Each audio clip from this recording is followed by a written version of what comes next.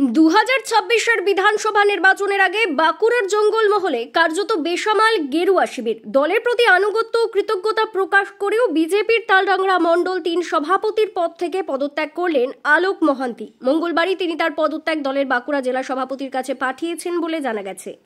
বিজেপির তালডাংরা মণ্ডল 3 সভাপতি আলোক মহান্তি দলের বাঁকুড়া জেলা সভাপতির কাছে পাঠানো পদত্যাগ পত্রে কৃতজ্ঞতা প্রকাশ সহ অতীতে সাধ্যমতো নিষ্ঠার সঙ্গে কাজ করার কথা জানিয়ে লিখেছেন, শুধুমাত্র দলের স্বার্থে মণ্ডল সভাপতির পদ থেকে অব্যাহত চাইছি। উল্লেখ্য, গত 14 মার্চ দলের বাঁকুড়া জেলা সভাপতি হিসেবে প্রসেনজিৎ চ্যাটার্জিকে নিয়োগ করেন বিজেপির রাজ্য নেতৃত্ব। এই ঘটনার পরপরই পূর্বতন জেলা সভাপতি সুনীল রুদ্র মণ্ডলের অত্যন্ত ঘনিষ্ঠ হিসেবে পরিচিত অলোক মহান্তির এই পদত্যাগ যথেষ্ট তাৎপর্যপূর্ণ বলেই অনেকে মনে করছেন। এ বিষয়ে বিজেপির তালডাংরা মণ্ডল 3-এর পদত্যাগী সভাপতি আলোক মহান্তিকে প্রশ্ন করা হলে তিনি বলেন, গত 2021 সাল থেকে এই পদে রয়েছে, শুধুমাত্র দলের স্বার্থেই বর্তমানে এই পদ থেকে সরে দাঁড়ানোর সিদ্ধান্ত নিয়েছি। সদ্য দায়িত্বপ্রাপ্ত জেলা সভাপতির সঙ্গে কোনো বিরোধ নেই, ভালো সম্পর্ক বলেও তার দাবি। না, সেরকম কোনো ব্যাপার না। আমি ভারতীয় জনতা পার্টি আমাকে 2021 সালেই মণ্ডল সভাপতির দায়িত্ব দিয়েছিল, সেজন্য আমি ভারতীয় জনতা পার্টির কাছে কৃতজ্ঞ এবং আমি সেই মুহূর্তে আমার সাধ্যমতো আমার এই গুরুদায়িত্ব পালন করার চেষ্টা করেছি। কিন্তু বর্তমানে আমি উপলব্ধি করছি যে আমি এখন সেই দায়িত্ব ঠিকমতো পালন করতে পারছি না। তাই আমার মনে হচ্ছে যে নতুন কেউ যদি এই দায়িত্ব নেয় তাহলে আমাদের ভারতীয় জনতা পার্টির এই তালডাংরা মণ্ডল 3 ভালো হবে। সেই পার্টির স্বার্থে আমি এই পদ থেকে সরে যেতে চাইছি, কিন্তু তার মানে এই নয় আমি যে পার্টি থেকে সরে যাচ্ছি তিনি আমার পরবর্তী মণ্ডল সভাপতি হন, আমার তার প্রতি পূর্ণ সমর্থন থাকবে এবং সহযোগিতা থাকবে। এরকম কোনো ব্যাপার না, গোষ্ঠী কোন্দলের কোনো ব্যাপার না। আমি নিজের থেকে সরে যাচ্ছি। এই সভাপতি আমার খুব কাছের এবং তিনি আমাকে যথেষ্ট ভালোবাসেন এবং তাকেও আমি শ্রদ্ধা করি এবং তিনি সবসময় তার পাশে থাকবো এবং 2026 সালে আমরা কাঁধে কাঁধ মিলিয়ে তৃণমূলের বিরুদ্ধে সবাই লড়াই করব।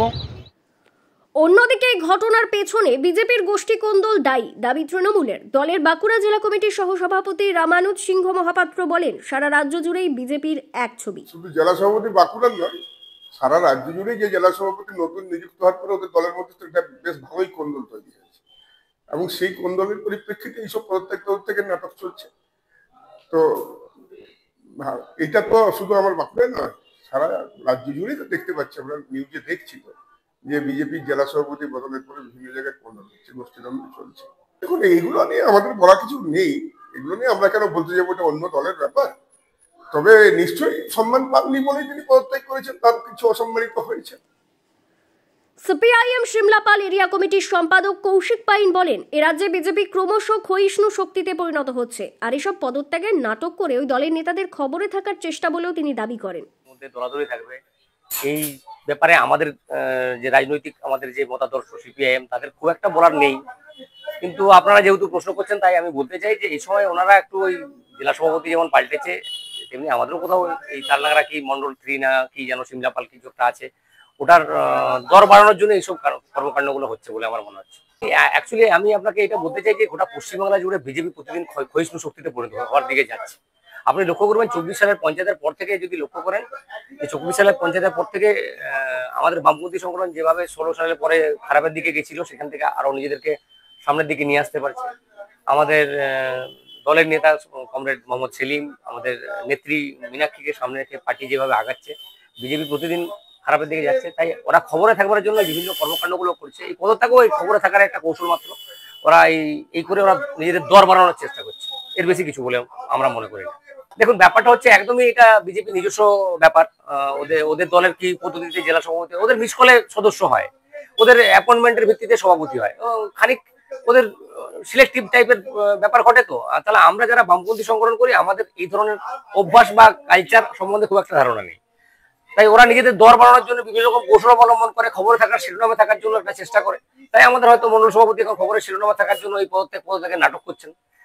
এর বেশি ওনারা করবেন বা এতে মানুষের কাছে কিছু সাড়া পাবেন এটা আমার বলে মনে হয় না। এ বিষয়ে টেলিফোনে বিজেপির বাঁকুড়া জেলা সভাপতি প্রসেনজিৎ চ্যাটার্জি বলেন, গতকাল পর্যন্ত উনি সিমলাপালের দলীয় কর্মসূচিতে ছিলেন, এখনো পর্যন্ত কোনো পদত্যাগ পত্র পাইনি, পেলে ওই বিষয়ে আলোচনা হবে। ব্যুরো রিপোর্ট, দক্ষিণ বাঁকুড়া দর্পণ, সিমলাপাল।